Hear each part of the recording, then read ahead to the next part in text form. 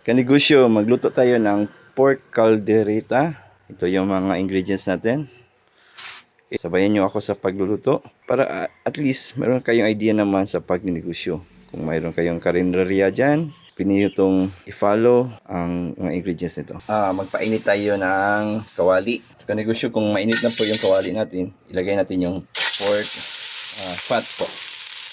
I-render natin yung oil nito mga kanegosyo. Tostado na po siya. Ihaon na po natin siya. Dito natin yung ating patatas. Okay. Hintayin natin mag golden brown. Pag ganito na po siya golden brown, hindi na po natin siya ihaon. Yung strainer. Isunod natin yung carrots at saka yung. So, pag ganito na po yung texture ng ating sayote at saka carrots, pinin na po natin itong ihaon. Matapos kanegosyo, ano natin yung ating garlic. Lagyan natin mag golden brown, lagyan natin ng konting oil kasi huwag natin hintayin masunog. Lagyan natin yung ating red onion. Tapos mo niya, lagyan natin yung red bell pepper natin. So matapos ito kanegosyo, ilagay natin yung ating pork meat.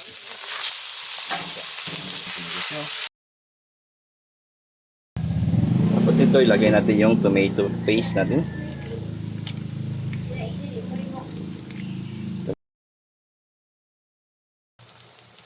Ilagay natin yung oyster. Yung cubes po. Additional oyster sauce. At lagyan natin yung Argentina liver spread.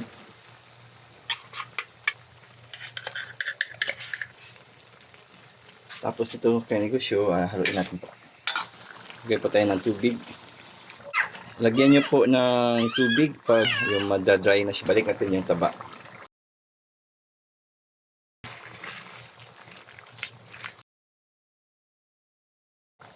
So, tapos ito kanegosyo, magagay tayo ng cheese. Half lang po. Okay. Yan po. Lagyan natin ng cheese at i-mix natin po. Tapos ito kanegosyo, lagyan natin ng sugar. Mga 3 siguro. 2 tablespoon.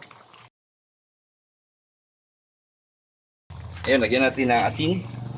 Lagyan natin asin po. Ano po? Black pepper. Lagyan natin ng tuyo.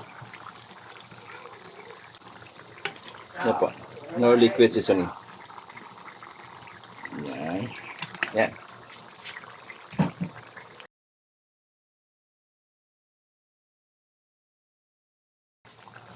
Magdadag pa tayo ng 2 tablespoon ng sugar.